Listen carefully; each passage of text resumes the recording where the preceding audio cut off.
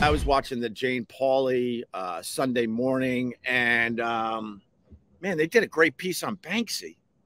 Holy crap, did they do a great piece on Banksy?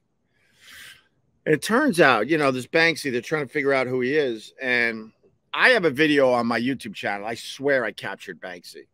And it's gotten a little attention over the years, but I swear I got him. And on this piece on Sunday morning, they interviewed a guy that used to work with Banksy, and they no longer work together. They had a falling out, but I guess when they were coming up in the art world, they did a lot together. And this one guy that they had on camera knows exactly who Banksy is. Exactly. And he ain't telling. And then they're basically saying the tabloids over there in England, especially, they're willing to give somebody not $1 million, millions of dollars to give the identity of Banksy. And this one guy knows who it is, and he refuses to take the money. So my thought is that Banksy really takes care of him and goes, look, dude, how much can you make if you tell the tabloids who I am? All right, here you go. I'll double that, because Banksy is worth stupid money with his art. It's ridiculous. And everyone talks about that one piece where they were auctioning off a piece of a Banksy work, and then as soon as the gavel went down, like, sold, the piece went through a shredder, and everyone's like, that is like one of the most amazing things ever done, especially in the art world. I'm like, no, it's not. What would have been amazing is if the whole thing went through the shredder, because all of a sudden everyone, you know, somebody paid millions for this work of art by Banksy. They hit the gavel, and then the shredder starts, and the what is it? The stencil. He just stencils. We all stenciled as kids. Are you kidding me? You think if all we had to do was take our stencils and put it on a brick wall somewhere, and we would have been millionaires? We all could have been millionaires. Why didn't we think of it? So the stencil goes through the shredder as soon as the gavel hit, as soon as they sold the thing, and everyone's like, oh my God, it's being ruined. But the stupid shredder stops just in time. So you got some shredding. Banksy stuff at the bottom, and then the rest of the piece is intact, still in the frame. And now that's become the art piece. And because he did that, that particular art piece sold like for an insane amount of money. I mean, tens of millions of dollars. And I'm trying to tell you, if Banksy truly was like this shocking guy that really wanted to shock people with his art, that bitch should have been shredded all the way to the floor.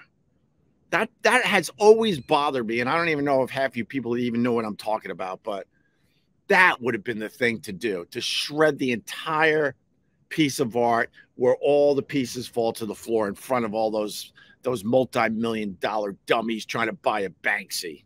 That would have been like truly amazing. But then the most fascinating thing about the Banksy piece over the weekend was the fact that he got his inspiration from the movie Jaws. Yeah, the shark, it's biting people, killing people all over Amity Harbor. Then you got a crooked mayor. And the mayor's trying to keep the beaches open and keeping it on the QT about the shark attacks, right? And they had a billboard that's basically promoting how great this place is for a summer vacation or whatever. And if you remember the movie, somebody defaced the billboard with a shark fin. That one quick scene in Jaws was the inspiration for Banksy. Did anyone else know that? I didn't know that. The more you know, right? TikTok, cheers. Throw a hot dog at me or something for that, because you didn't know that. A lot of people are convinced that the lead singer of Massive Attack is Banksy, because they have figured out that wherever this band is touring, not all the time, but they're touring.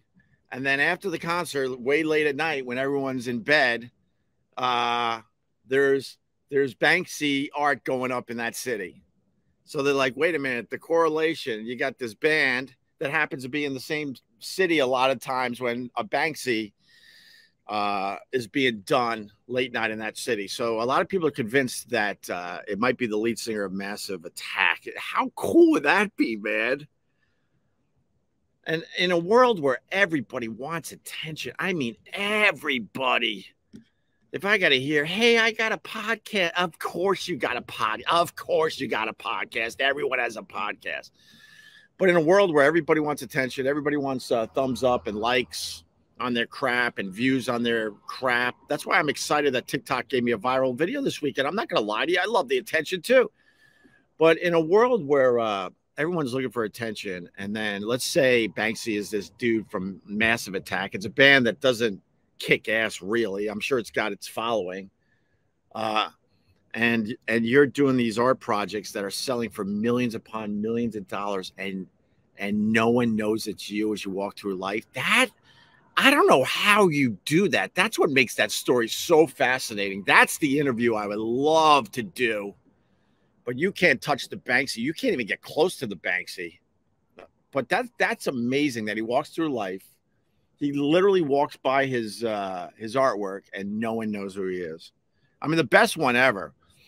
He was in New York City doing all sorts of stuff. And I mean, I bow to this stuff. So Banksy is in New York City. And around Central Park, you got all these sketch artists that set up these dumb card tables with all their kind of sketchy art. It is art, obviously, but it's nothing special because the guy right next to you is doing the exact same thing, exact same sketches, right? And Banksy set up in. This is my favorite Banksy story. Most of you guys know this crap. If you've never seen In Through the Gift, what's the name of the documentary? In Through the Gift Shop or something like that. It's absolutely amazing. It's one of my favorite documentaries. So Banksy sets up a card table on the outskirts of Central Park, and he had stuff for sale like everybody else. And some tourists were like, "Oh, that's kind of nice." They weren't excited. That's the beauty of Banksy. I don't think anyone gets truly excited by his work because it's all like just stencils or whatnot. It's the whole story behind it and the mystery behind it that I think really helps sell these things. And some tourist, maybe someone could get the exact numbers on this. Some tourist like, I'm in New York. I want to bring home something from New York. So they buy a couple things from the actual Banksy who was set up with one of these card tables on the outskirts of Central Park. No one knew it was him. And then it comes out later, I guess, through his PR team that, indeed Banksy was there selling stuff. And then they found the tourist or whatever who bought, I think, 2 or maybe 3 of them.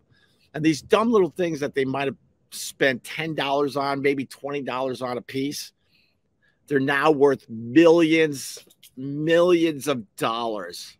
That's my favorite Banksy story of all time. That's just unbelievable. A lot of people think that the lead singer of Massive Attack is actually Banksy. Oh my God. And he finishes his concerts, and everyone's like, "Hey man, you want to go to the pub and get a beer?"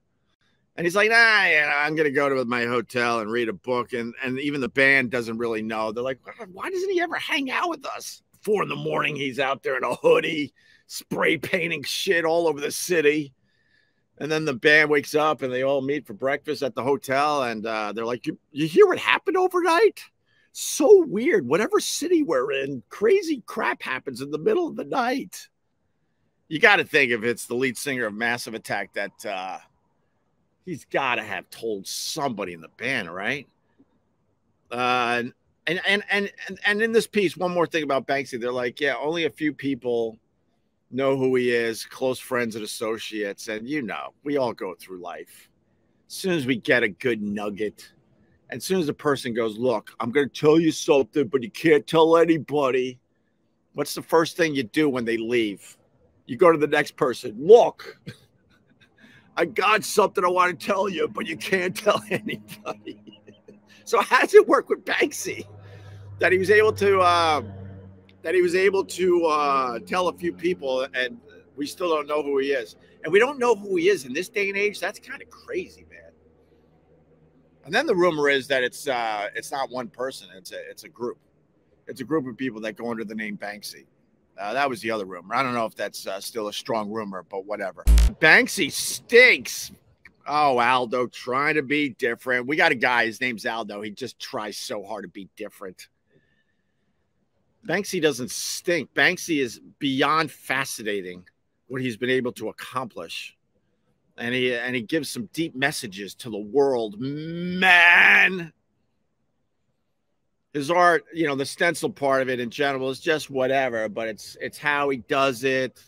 It's where he does it. It's the fact that he's a mystery. Aldo, I think you need to start reading books.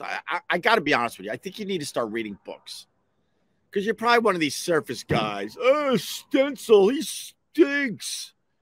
It's the fact that he does it in the middle of the night. He never gets caught. He does it.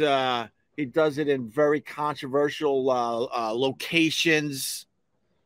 That's why Banksy is absolutely amazing. If you look at just the stencil part of it, sure, but it's everything that goes with it that makes it just fascinating.